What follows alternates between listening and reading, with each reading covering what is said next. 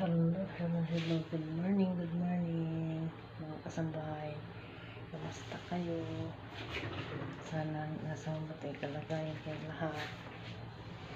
Mag-umpisa na naman tayo arangkada mga kasambahay. Magsaing muna tayo kasi kanina pa ako nagising pa, ngayon ako bumaba. Ay, medyo maano yung ulo ko ba. Wala na tayong lutuin kasi walang pang sahod ng karne. Gagawin natin ito na lang. Ito tayo maling tsaka itlog.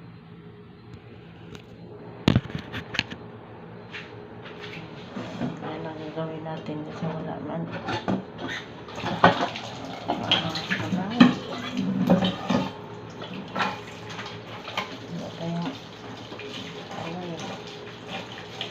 Wala kasi ang sahod doon sa karne.